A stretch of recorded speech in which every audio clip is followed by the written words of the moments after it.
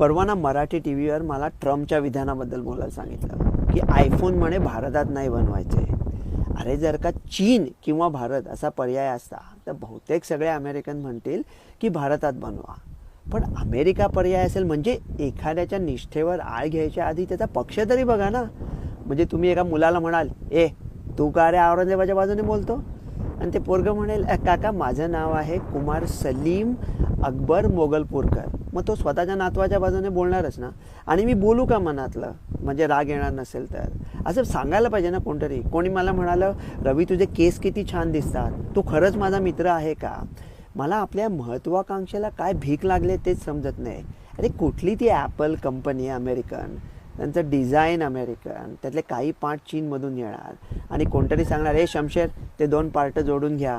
आणि हे काम करायची महत्त्वाकांक्षा, त्याच्याकरता आपण भांडतोय. आईच्या गावात कंपनी काढूया ना स्वतःची. भारत जगातले सर्वात हुशार लोक भारतात राहतात. चंद्राच्या पृष्ठभागावर उतरलेले लोक होत आपण. तर आपण कंपनी काढून हजारो फॉरेनर्स लाईन लावून इथे येतील असं काहीतरी करूया ना. हे सतत कशाला की इकडनं पाहिजे तिकडनं पाहिजे. म्हणून त्या कंपन्यांना खूप श्रीमंत आहेत. कोण? तर गुगल आणि फेसबुक. आणि त्यांनी ना ऑफिस काढलं भारतात. तर मजा आला. अरे कशाला? कोण श्रीमंत कंपन्या? विकत घ्या ना त्यांना. भारतामध्ये राजवाडा बांधायचा आणि 2 माकडं पाळायची आणि त्यांची नावं ठेवायची गुगल आणि फेसबुक. आणि रोज सकाळी उठल्यावर सांगायचे, हे माकडांनो नाचा. असं काहीतरी करायला पाहिजे ना. आता परवा मी एक विधान केलं होतं की काश्मीर जर का पाकिस्तानात जाऊन पाकिस्तान भारतात आलं तर मजा येईल. माझ्यावर केवढे चिडले आणि रागावला ना की डायरेक्ट देशद्रोही वगैरेच म्हणायचं. म्हणजे किती दुसऱ्याला वाईट वाटेल याचा विचार नाही करा. देशद्रोही काय? मग अखंड सिंधू भारत वगैरे आपण बोलत होतो त्या सगळ्या गप्पा विसरून जायच्या का? आणि 24 कोटी लोक नाही झेलता येणार आपल्याला.